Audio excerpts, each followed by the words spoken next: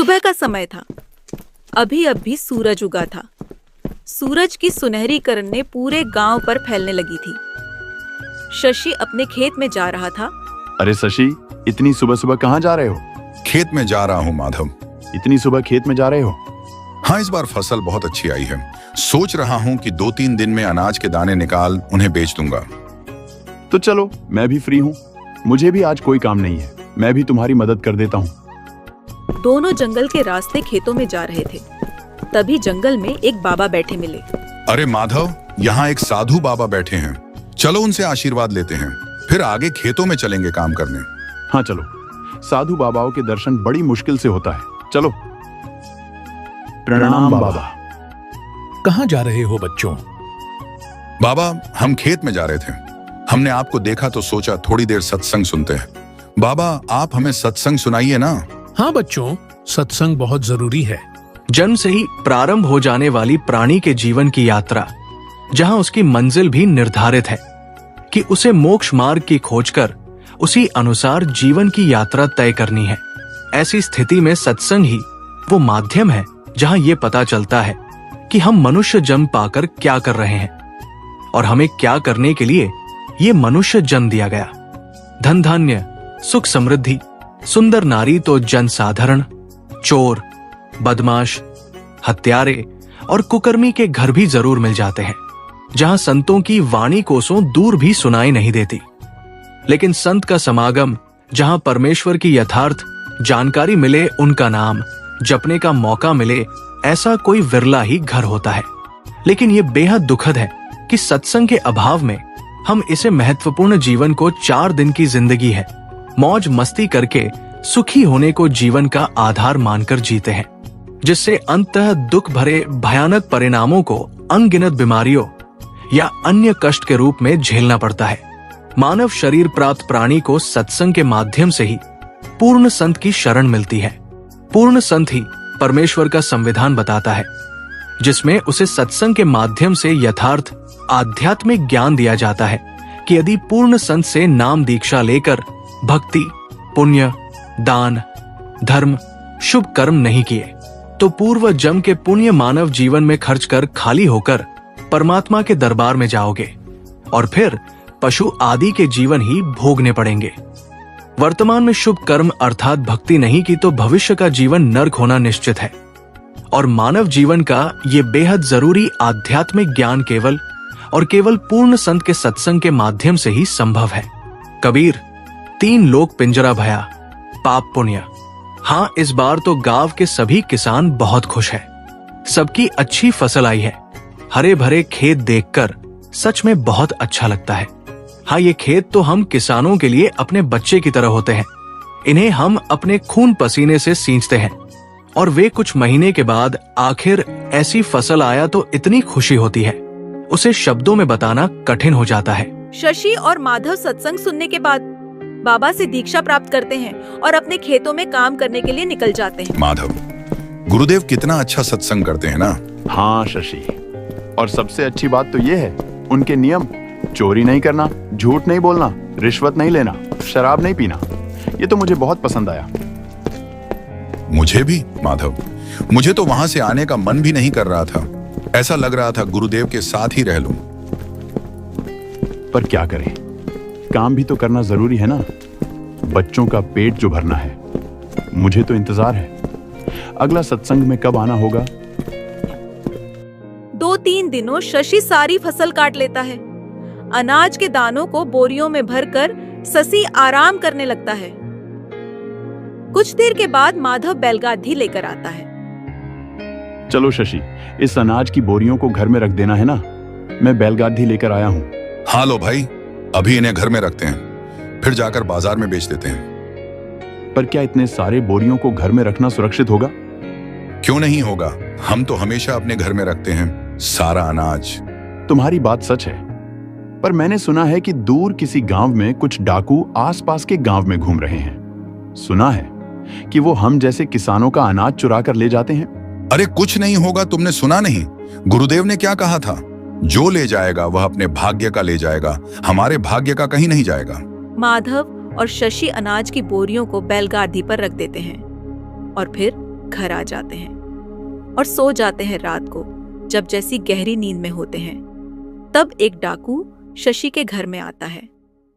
सोते हुए शशि को देखकर अच्छा हुआ, ये घोड़े बेचकर सो रहा है। अब इन बोरियों को ले जाने में मुझे आसानी होगी। चलो, अब एक एक करके बोरी लेकर बाहर जाता हूँ। डाकू अनाज की बोरियां उठाता है, अनाज की सारी बोरी लेकर चला जाता है।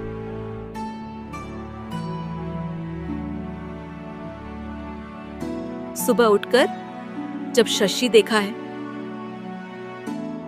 तो उसके घर से अनाज की सभी बोरी गायब है। अरे ये क्या, रात को बोरी रखी थी, सुबह सारी बोरी गायब हो गई। अब क्या होगा? चलो, भगवान है तो मुझे क्या करना है। चोर अनाज की बोरी लेकर घर जाता है। अरे सुनो, ये देखो, अब की बार तो बहुत सारी बोरी मिल गई है अनाज की। अब तो हमें पूरे साल काम नहीं करना पड़ेगा, बैठकर आराम से खाएंगे। आप ऐसा क्यों करते हो जी? आप मेहनत क्यों नहीं करते? चोरी के धन से कोई अमीर नहीं होता।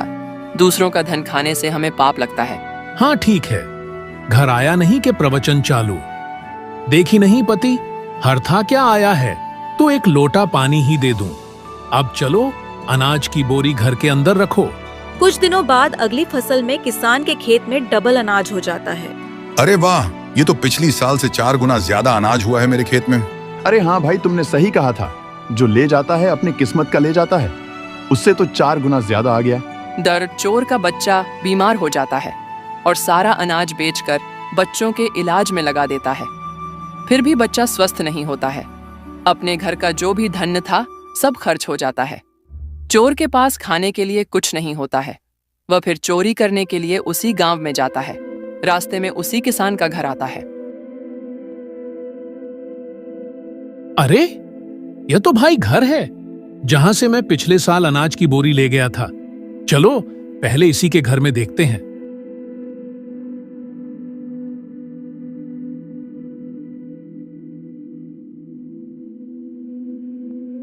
अरे, इसके घर में से तो मैं पिछले साल अनाज का बोरी लेकर गया था, और इसके घर में इतना सारा अनाज। फिर लो, इसके घर से ही ले जाता हूं। वह फिर से सारा अनाज चुरा कर ले जाता है और फिर से वही होता है। फिर अगली साल किसान के पास उससे भी ज्यादा फसल उगता है और चोर के पास कंगाली आ जाती है। वह दाने दाने का मोहताज हो जाता है। कितना भी चोरी करके लाता हूं, फिर भी पेट नहीं भरता। घर में अनाज का एक दाना भी नहीं। फिर से जाना पड़ेगा चोरी करने के लिए। फिर से जाता है चोरी करने के लिए, फिर उसी घर में घुसता है तो देखा है। लेकिन यह कैसे हो सकता है? मैं तो इसका सारा अनाज चुरा कर ले जाता हूं। इसको तो भूखा मर जाना चाहिए था, लेकिन भूखा तो मैं मर रहा हूं। यह कैसे हो सकता है? अरे भाई, उठो उठो भाई। कौन हो भाई, क्या चाहिए? मुझे सोने दो, दिन भर का हारा हुआ हूं। मुझे सुबह काम पर जाना है। आप अपना काम करो। भाई, मैं चोर हूं। भाई, मुझे जो काम करने वाला आया हूं वही तो नहीं हो रहा है, इसलिए मैं आपको उठा रहा हूं। आप उठो। क्या हुआ भाई? भाई, आप मुझे एक बात बताओ। मैं पिछले साल आपका सारा अनाज चुरा कर ले गया था और मेरे बच्चे भूख से बिलख रहे हैं, और आपके घर में अभी इतना सारा अनाज, यह कैसे संभव है? भाई, जबकि भूख से तो आपको भी रखना चाहिए था। भूख से मैं भी लिख रहा हूं। भाई मैं गुरु बनाया हूं और गुरु जी के बताए हुए मार्ग पर चलता हूं, इसलिए सुखी हूं। भाई, आप मुझे भी ले चलो। मैं इस जिंदगी से तंग आ चुका हूं। अब मुझे जीने की कोई इच्छा नहीं। शशि चोर को सत्संग में ले जाता है। परमात्मा सत्संग सुना रहे होते हैं। अनादिकाल से ही मानव परम शांति, सुख व अमृतत्व की खोज में लगा हुआ है। वह अपने सामर्थ्य के अनुसार प्रयत्न करता आ रहा है, लेकिन उसकी यह चाहत कभी पूर्ण नहीं हो पा रही है। ऐसा इसलिए है कि उसे इस चाहत को प्राप्त करने के मार्ग का पूर्ण ज्ञान नहीं है। सभी प्राणी चाहते हैं कि कोई कार्य न करना पड़े, खाने को स्वादिष्ट भोजन मिले, पहनने को सुंदर वस्त्र मिले, रहने को आलीशान भवन हो, घूमने के लिए सुंदर पार्क हो, मनोरंजन करने के लिए मधुर मधुर संगीत हो, नाचे गाएं, खेलें कूदें, मौज मस्ती मनाने और कभी बीमार न हो, कभी बूढ़े न हो और कभी मृत्यु न होवे, आदि आदि। परंतु जिस संसार में हम रह रहे हैं, यहाँ न तो ऐसा कहीं पर नजर आता है और न ही ऐसा संभव है, क्योंकि यह लोक नाशवान है। इस लोक की हर वस्तु भी नाशवान है और इस लोक का राजा ब्रह्मकाल है, जो 1,00,000 मानव सूक्ष्म शरीर खाता है। उसने सब प्राणियों को कर्म भर्म व पाप पुण्य रूपी जाल में उलझाकर 3 लोक के पिंजरे में कैद किए हुए है। कबीर साहब कहते हैं कि कबीर 3 लोक पिंजरा भया, पाप पुण्य 2 जाल, सभी जीव भोजन भय, एक खाने वाला काल, गरीब एक पापी एक पुण्य आया, एक है सूम दलेल रे, बिना भजन कोई काम नहीं आवे, सब है जम की जेल रे। वह नहीं चाहता कि कोई प्राणी इस पिंजरे रूपी कैद से बाहर निकल जाए। वह यह भी नहीं चाहता कि जीव आत्मा को अपने निज घर सतलोक का पता चले। इसलिए वह अपनी त्रिगुणी माया से हर जीव को भ्रमित किए हुए है। फिर मानव को ये उपरोक्त चाहत कहां से उत्पन्न हुई है? यहां ऐसा कुछ भी नहीं है। यहां हम सब ने मरना है, सब दुखी व अशांत हैं। जिस स्थिति को हम यहां प्राप्त करना चाहते हैं, ऐसी स्थिति में हम अपने निज घर सतलोक में रहते थे। काल ब्रह्म के लोक में स्व के ही इच्छा से आकर फंस गए और अपने निज घर का रास्ता भूल गए।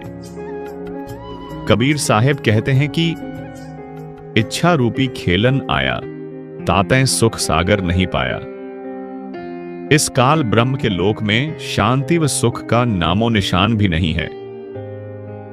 त्रिगुणी माया से उत्पन्न काम, क्रोध, लोभ, मोह, अहंकार, राग, द्वेष, हर्ष, शोक, लाभ, हानि, मान बढ़ाई रूपी अवगुण हर जीव को परेशान किए हुए हैं। यहां नाई एक जीव दूसरे जीव को मारकर खा जाता है, शोषण करता है, इज्जत लूट लेता है, धन लूट लेता है, शांति लेता दायरा है। यहां पर चारों तरफ आग लगी है। यदि आप शांति से रहना चाहोगे तो दूसरे आपको नहीं रहने देंगे। आपके न चाहते हुए भी चोर चोरी कर ले जाता है, डाकू डाका डाल ले जाता है, दुर्घटना घट जाती है, किसान की फसल खराब हो जाती है, व्यापारी का व्यापार ठप्प हो जाता है, राजा का राज छीन लिया जाता है, स्वस्थ शरीर में बीमारी लग जाती है। अर्थात यहां पर कोई भी वस्तु सुरक्षित नहीं। राजाओं के राज, इज्जतदार की इज्जत, धनवान का धन, ताकतवर की ताकत और यहां तक कि हम सभी के शरीर भी अचानक छीन लिए जाते हैं। माता पिता के सामने जवान बेटा बेटी मर जाते हैं। दूध पीते बच्चों को रोते बिलखते छोड़कर माता पिता मर जाते हैं। जवान बहनें विधवा हो जाती हैं और पहाड़ से दुखों को भोगने को मजबूर होते हैं। विचार करें कि क्या यह स्थान रहने के लायक है, लेकिन हम मजबूरी वश यहां रह रहे हैं क्योंकि इस काल के पिंजरे से बाहर निकलने का कोई रास्ता नजर नहीं आता और हमें दूसरों को दुखी करने की व दुख सहने की आदत सी बन गई। यदि आप जी को इस लोक में होने वाले दुखों से बचाव करना है तो यहां के प्रभु काल से परम शक्ति युक्त परमेश्वर आपा अक्षर ब्रह्म की शरण लेनी पड़ेगी, जिस परमेश्वर का खौफ काल प्रभु को भी है, जिसके डर से यह उपरोक्त कष्ट उस जीव को नहीं दे सकता जो पूर्ण परमात्मा अर्थात परम अक्षर ब्रह्म सत्य पुरुष की शरण पूर्ण संत के बताए मार्ग से ग्रहण करता है। वह जब तक संसार में भक्ति करता रहेगा उसको उपरोक्त कष्ट आजीवन नहीं होते। जो व्यक्ति पुस्तक ज्ञान गंगा को पढ़ेगा उसको ज्ञान हो जाएगा कि हम अपने निज घर को भूल गए हैं। वह परम शांति व सुख यहां ना होकर निज घर सतलोक में है, जहां पर न जन्म है, न मृत्यु है, न बुढ़ापा, न दुख, न कोई लड़ाई झगड़ा है, न कोई बीमारी है, न पैसे का कोई लेन देन है, न मनोरंजन के साधन खरीदना है। वहां पर सब परमात्मा द्वारा निशुल्क व अखंड है। बिन ही मुख सारंग राग सुन, बिन ही तंती तार, बिना सुर अलगोजे बजें, नगर नाच घुमार। घंटा बाजे ताल नग, मंजीरे डफ झांझ, मुरली मधुर सुहावनी, निसबासर और सांझ। बीन बिहंगम बाजहीं, तर्क तंबूरे तीर, राग खंड नहीं होत है, बंध्या रहत समीर। तर्क नहीं तोरा नहीं, नान्ही कशीस कबाब, अमृत प्याले मद पीवें, ज्यों भाटी चवें शराब। मस्तानपुर गली गली गुलजार, संख शराबी फिरत हैं, चलो तास बाजार। संख संख पत्नी नाचें, गावें शब्द सुभान, चंद्र बदन सूरजमुखी, नान्ही मान गुमान। संख हिंडोले नूर नग, झूलें संत हजूर, तख्त धनी के पास कर, ऐसा मुलक जहूर। नदी नाव नाले बगैं, छूटें फुहारे सुन्न, भरे होद सरवर सदा, नहीं पाप नहीं पुण्य। न कोई भिक्षुक दान दे, न कोई हार व्यवहार, न कोई जन्मे मरे, ऐसा देश हमार। जहां संखों लहर मेहर की उपजें, कहर जहां नहीं कोई। दास गरीब अचल अविनाशी, सुख का सागर सोई। सतलोक में केवल एक रस परम शांति व सुख है। जब तक हम सतलोक में नहीं जाएंगे तब तक हम परम शांति, सुख व अमृतत्व को प्राप्त नहीं कर सकते। सतलोक में जाना तभी संभव है जब हम पूर्ण संत से उपदेश लेकर पूर्ण परमात्मा की आजीवन भक्ति करते रहें। पुस्तक ज्ञान गंगा के माध्यम से जो हम संदेश देना चाहते हैं उसमें किसी देवी देवता व धर्म की बुराई न करके सर्व पवित्र धर्म ग्रंथों में छुपे गूढ़ रहस्य को उजागर करके यथार्थ भक्ति मार्ग बताना चाहा है, जो कि वर्तमान के सर्व संत महंत व आचार्य गुरु साहेबान शास्त्रों में छिपे गूढ़ रहस्य को समझ नहीं पाए।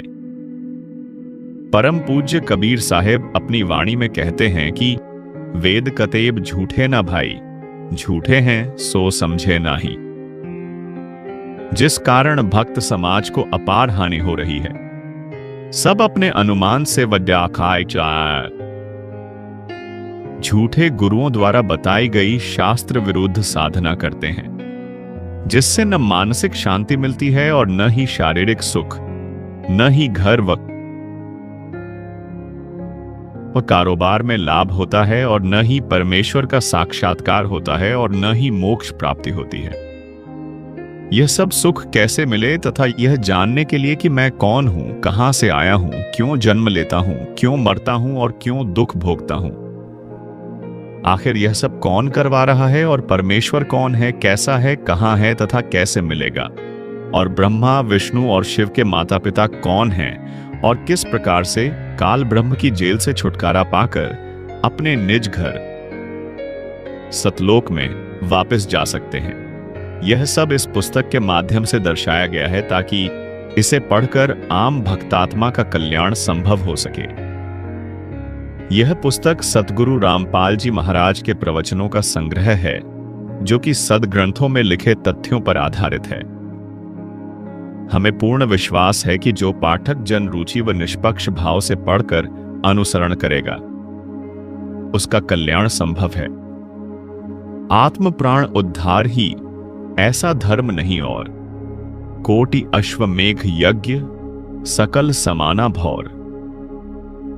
जीव उद्धार परम पुण्य ऐसा कर्म नहीं और, मरुस्थल के मृग ज्यों सब मर गए दौड़ दौड़। भावार्थ, यदि एक आत्मा को सतभक्ति मार्ग पर लगाकर उसका आत्म कल्याण करवा दिया जाए तो करोड़ अश्वमेघ यज्ञ का फल मिलता है और उसके बराबर कोई भी धर्म नहीं है। जीवात्मा के उद्धार के लिए किए गए कार्य अर्थात सेवा से श्रेष्ठ कोई भी कार्य नहीं है, नहीं है। अपने पेट भरने के लिए तो पशु पक्षी भी सारा दिन भ्रमते हैं। उसी तरह वह व्यक्ति है जो परमार्थी कार्य नहीं करता। परमार्थी कर्म सर्वश्रेष्ठ सेवा जीव कल्याण के लिए किया कर्म है। जीव कल्याण का कार्य न करके सर्वमानव मरुस्थल के हिरण की तरह दौड़कर मर जाते हैं। जिसे कुछ दूरी पर जल ही जल दिखाई देता है, और वहां दौड़कर जाने पर थल ही प्राप्त होता है।